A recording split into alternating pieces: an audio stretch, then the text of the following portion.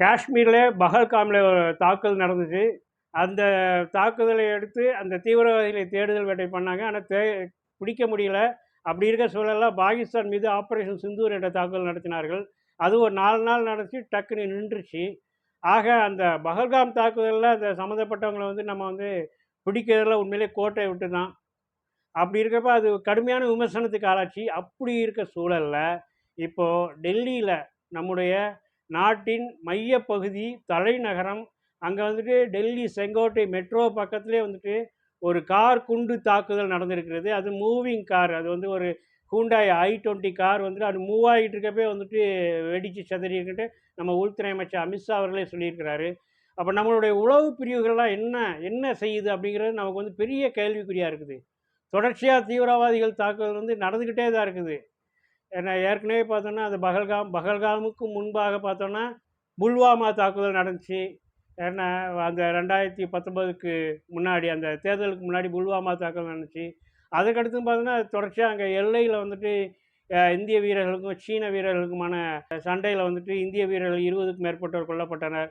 இப்படி தொடர்ச்சியாக நடந்துக்கிட்டே இருக்குது தீவிரவாத தாக்குதல். நம்ம அந்த பண மதிப்பு இழப்பு அதை கொண்டு வந்தப்பே தீவிரவாதிகளை நாங்கள் ஒழிக்கிறோம் அப்படின்னு சொன்னாங்க. ஆனால் இப்போ வரைக்கும் தாக்குதல் தொடர்ந்துக்கிட்டே தான் இருக்குது. இப்போ மோடி அவர்கள் ஃபோட்டோ ஷூட் தான் எடுக்கிறார். இப்போ தீபாவளி கூட பார்த்திங்கன்னா ஒரு ஃபோட்டோ ஷூட் எடுத்திருந்தார். பிரமாதமாக விளம்பரப்படுத்திக்கிருந்தாங்க. ஆனால் இங்கே நம்ம உளவுத்துறை என்ன தான் செய்யுதுன்னே நமக்கு பெரிய கேள்விக்குறியாக இருக்குது.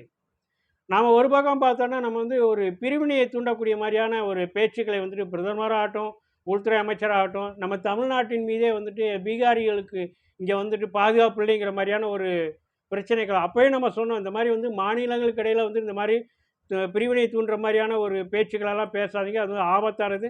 தேசிய இறையாண்மைக்கு ஆபத்தானது, தேசிய ஒருமைப்பாட்டுக்கு ஆபத்தானதுலாம் சொன்னோம். அதெல்லாம் வெறும் பீகார் தேர்தலில் ஓட்டரசியலுக்காக இந்த மாதிரிலாம் பண்ணிக்கிட்டாங்க. அதெல்லாம் நம்ம கண்டிச்சுக்கிட்டு இருந்தோம். இப்போ பார்த்தோன்னா அவங்க தலைநகர் டெல்லியில் இப்படி ஒரு பெரிய தாக்கல். நீங்கள் என்ஐஏ கொண்டு எதிர்க்கட்சிகளை ஒடுக்குவதற்காக, சிபிஐ கொண்டு எதிர்க்கட்சிகளை ஒடுக்குவதற்காக பண்ணுறீங்க. ஆனால் இங்கே பெரிய விஷயத்தை கோட்டை விட்டுட்டீங்களே, இது பெரிய கேள்விக்குறியாக இருக்குது. நாட்டு மக்களின் பாதுகாப்பு என்ன ஆச்சுங்கிறது பெரிய கேள்விக்குறி. இதுக்கு என்ன பதில் சொல்ல போகிறீங்க? பிரதமர் மோடி அவர்களே, பிரதமர் உள்துறை அமைச்சர் அமித்ஷா அவர்களே, இதுக்கு என்ன பதில் உங்கள்கிட்ட இருக்குது? நாட்டு மக்களுக்கான பாதுகாப்பை உறுதிப்படுத்துங்கள்.